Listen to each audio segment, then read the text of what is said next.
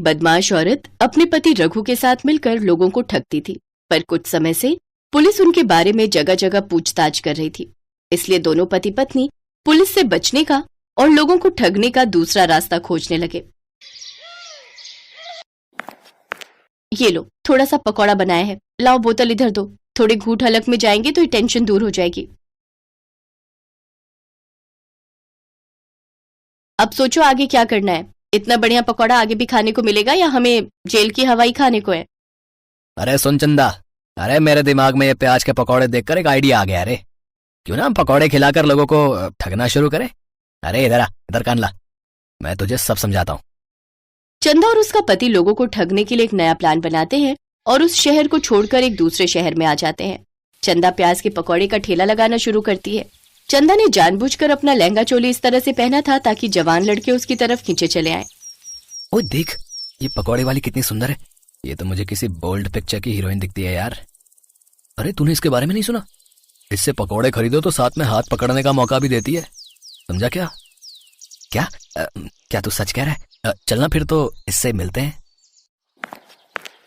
आओ आओ, पकौड़े खाओ। प्याज वाले, छोटे छोटे, बड़े बड़े, पतले पतले, मोटे मोटे, हर तरह के पकौड़े मेरे ठेले पर मिलेंगे।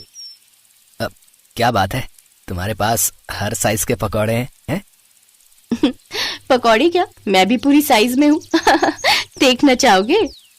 क्या बात है, तुम तो बड़ी मजाकिया हो।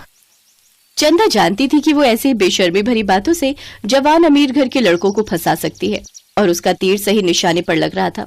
वो अमीर लड़कों को अपने हुस्न के जाल में फंसाती और एक सुनसान घर में बुलाती थी। यार तुम सही हो, दिन में प्याज के पकौड़े बेचती हो और रात को अपना हुस्न दिखाती हो। पर कुछ भी कहो, तुम बिल्कुल अपने हाथों के बनाए प्याज के पकौड़े की तरह चटपटी और करारी हो। तो आओ ना, जल्दी से ये गिलास खत्म करो और मुझे पकौड़ों की तरह खा जाओ। ये लो, हो गया खत्म। आओ, मेरी बाहों में आ जाओ। जैसे ही एक लड़का चंदा को पकड़ने के लिए आता है, वो धड़ाम से पलंग पर ढेर हो जाता है। लड़का पूरी तरह से बेहोश हो चुका था। यही तो चंदा चाहती थी। वो जल्दी जल्दी लड़के के गले से चेन और बाकी के जो भी उसके बटुए में पैसे वगैरह थे सब ले लेती है और वहां से भाग जाती है। अरे वाह वाह चंदा, ये तो तूने बहुत बढ़िया हाथ मारा है। अरे चल, अब ट्रेन का समय हो रहा है, जल्दी से यहाँ से निकलते हैं। बड़ी मुश्किल से उसे बेहोश किया। पहले तो मैं उसके गिलास में नशे की गोलियां डालना ही भूल गई थी, फिर मुझे एंड टाइम पर याद आया। अरे अब नए शहर में चलते हैं और किसी नए मुर्गे को फंसाते हैं, चल। चंदा अपने पति के साथ ऐसे ही शहर बदल बदल कर लड़कों को ठगती रही। वो पकौड़े बेचती, लड़कों को जाल में फंसाती और उन्हें लूट लेती। एक दिन राजेश नाम का एक आदमी चंदा के ठेले पर आया। चंदा ने उससे भी बेशर्मी करने की सोची। वो जानबूझकर उस आदमी के सामने बेशर्मी भरी बातें करने लगी। सुनो, एक प्लेट पकौड़े देना। देती हूँ।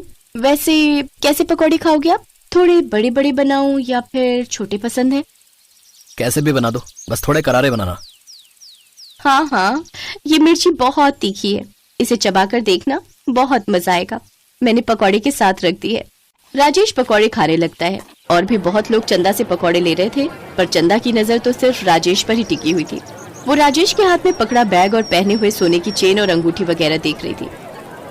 आपको पता है यहाँ रुकने के लिए कोई धर्मशाला या होटल कहाँ होगा? मेरे पास बहुत सारे कैश रुपए हैं, इन्हें लेकर मैं शाम के समय अपने शहर वापस नहीं लौट सकता।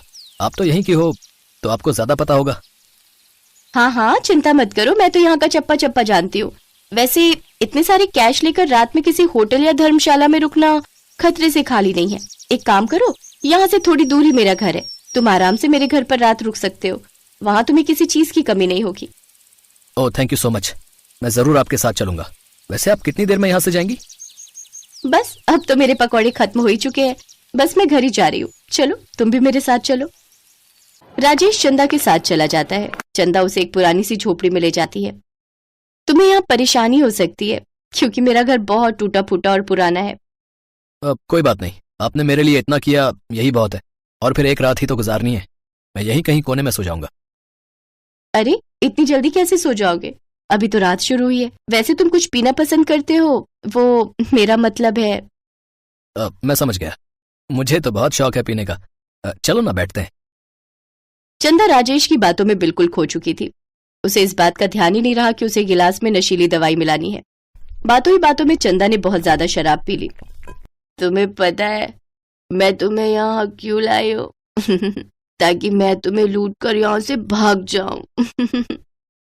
अरे तुम तो मुझे पहले ही लूट चुकी हो, और कितना लूटोगी? तुम्हारे हुस्न के समंदर में तो मैं पहले ही डूब चुका हूं। थोड़ी और पिलाओ ताकि मैं तुम्हारे हुस्न का और मजा ले सकूं। अरे ये बोतल तो खत्म हो गई, रुको मैं और लेकर आती हूँ।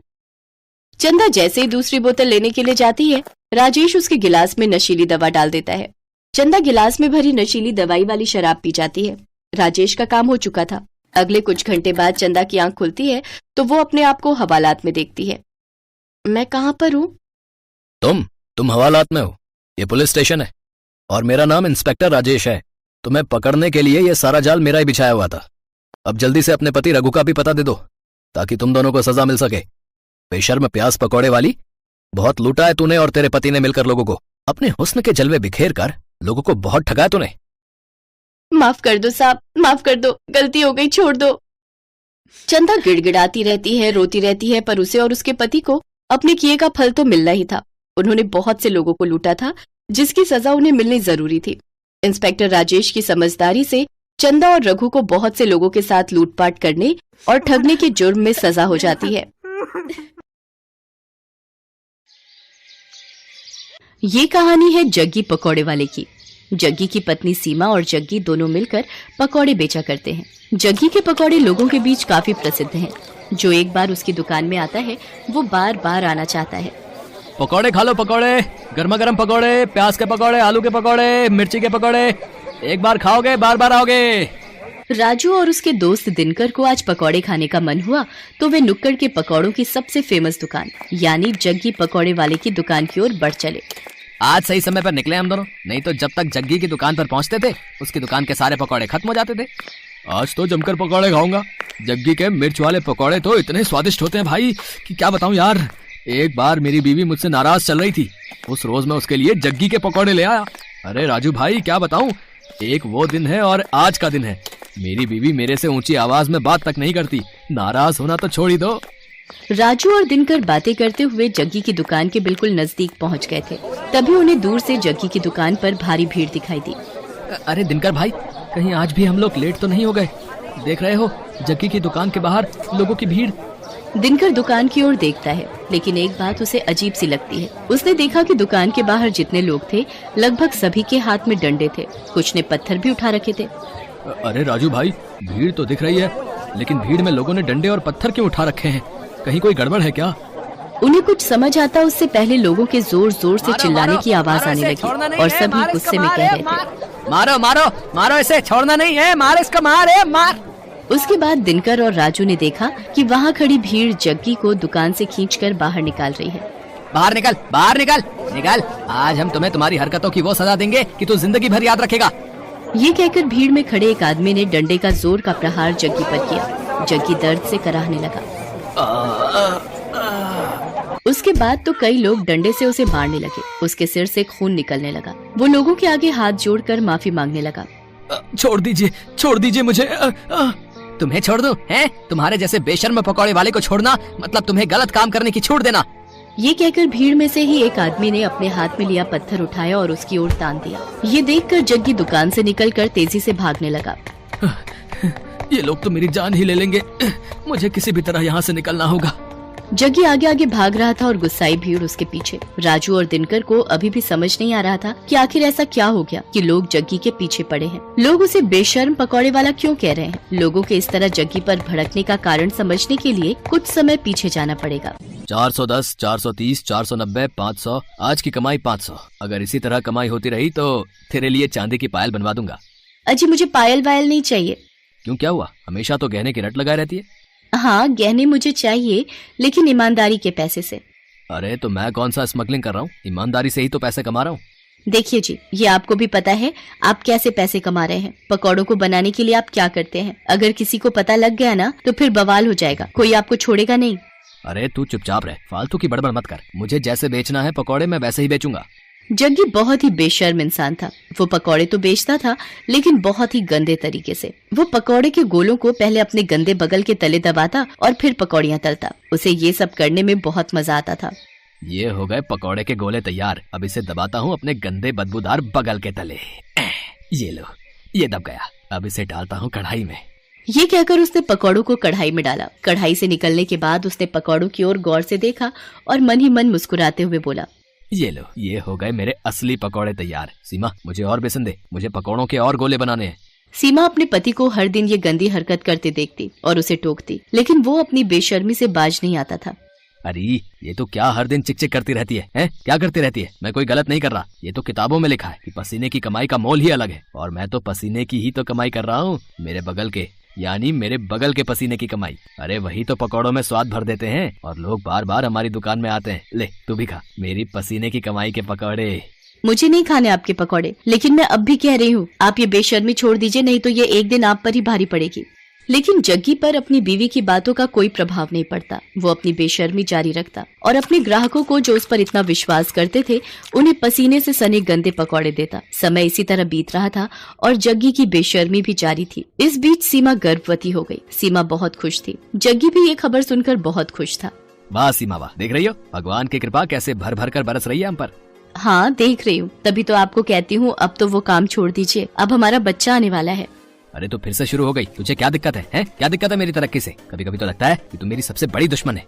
एक बार फिर से जग्गी ने अपनी पत्नी सीमा को चुप करा दिया और अपनी बेशर्मी में लगा रहा। लेकिन वो कहते हैं ना कि गलत काम कितनी भी चतुराई से आप करें, एक न एक दिन आपका भेद खुल जाता है और फिर उसके बाद आपको उन सारे पुराने गुनाहों का भी हिसाब देना होता है जो आपने किया होता है। एक दिन की बात है, जग्गी पकौड़े बनाने के लिए पकौड़ों के गोलों को अपने बगल के नीचे दबा रहा था और धीरे धीरे कढ़ाई में डाल रहा था। तभी दूर खड़े एक आदमी की नजर उसकी इस हरकत पर गई।